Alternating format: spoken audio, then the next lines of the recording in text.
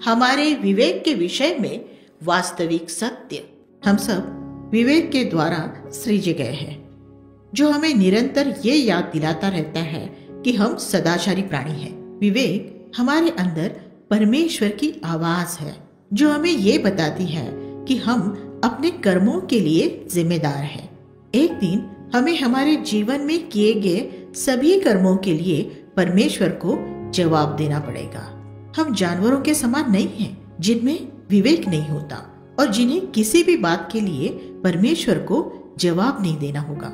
जब कोई जानवर मर जाता है तब वही उसका अंत हो जाता है, परंतु हमारे लिए ऐसा नहीं है। मनुष्य परमेश्वर की समानता में बनाया गया है और अनंत काल तक जीवित रहने वाला प्राणी है। हमारे लिए न्याय का दिन ठहराया गया है। उस दिन हर एक कार्य जो हमने किए हैं, वे विचार जो जीवन भर हमने कहे सोचे, हमें याद दिलाए जाएंगे और परमेश्वर द्वारा वो सब परखे जाएंगे और वह बाइबल में दिए गए उसके पवित्र नियमों के अनुसार हमारा न्याय करेगा। तब हमें हमारे द्वारा हर एक कार्य, शब्द और विचार के लिए परमेश्वर को जवाब देना पड़ेगा।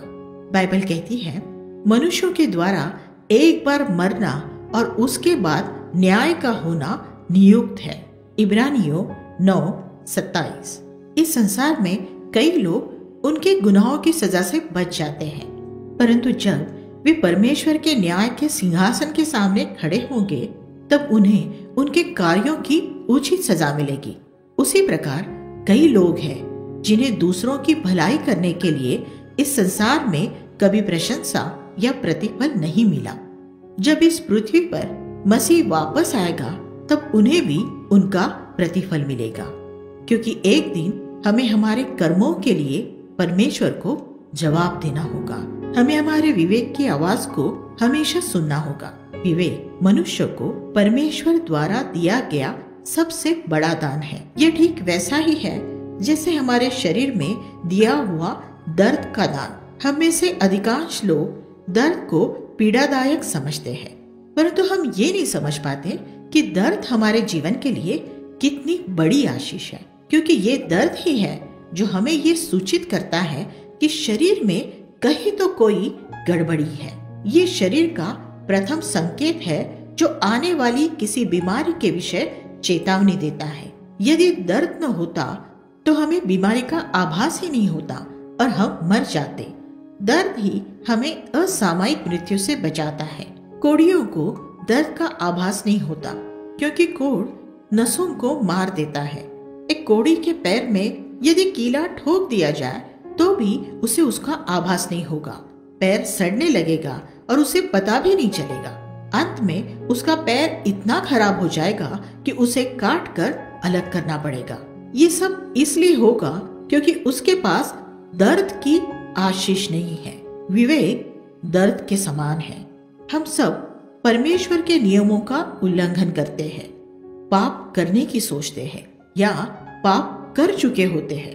तब वह हमें चेतावनी देता है। यदि हम उस चेतावनी की उपेक्षा करते हैं और उसके विरुद्ध हो जाते हैं तो धीरे धीरे हम हमारे भीतर के पाप के प्रति चेतना को खत्म कर देते हैं। और फिर एक दिन ऐसा आएगा जब हम पाप के विषय चेतना रहित हो जाएंगे। तब हम आत्मिक कोड़ी बन जाएंगे जिसका विवेक मर चुका हो। तब हम भी उन जानवरों के समान हो जाएंगे जिनके पास विवेक नहीं होता। यही कारण है कि कुछ लोग जानवरों से भी बदतर व्यवहार करते हैं। ऐसे जीवन का अंत परमेश्वर द्वारा अनंतकालीन सजा से ही होगा। हम सब ये जानते हैं कि हम पापी हैं, क्योंकि हमारा विवेक हमें ये बताता है। हमें उस दोषी भावना को यूं ही टाल नहीं देना चाहिए, क्योंकि दोषी होने की चेतना ही दर्द की आशीष है। यह हमें बताता है कि हम रोगी हैं और हमें चंगाई की जरूरत है। विवेक परमेश्वर द्वारा मनुष्य को सबसे बड़ा तोहफा है। यीशु ने कहा कि विवेक आग के समान है। लूका 11:34-36। हमारी आंखें शरीर के सबसे स्वच्छ अंगों में से है, क्योंकि वे प्रतिदिन कई बार हमारे आंसुओं से धोए जाते हैं। हर बार जब भी हमारी आंखें झपकती है, खुलती या बंद होती है, जो दिन में हजारों बार होता है, जिसका हमें एहसास भी नहीं होता, तब उसमें से सारी गंदगी निकल जाती है। कचरे का एक छोटा सा कण भी हमारे आंखों में जलन पैदा करने के लिए काफी है, जब तक हम उसे आंख से धोकर निकाल नहीं देते। इसी प्रकार हमें अपने विवेक को शुद्ध रखना चाहिए, हमेशा शुद्ध। हमारे पाप केवल परमेश्वर द्वारा ही क्षमा किए जा सकते हैं और धोए जा सकते हैं। यही एक तरीका है हमारे विवेक को दोष की भावना से मुक्त करने का।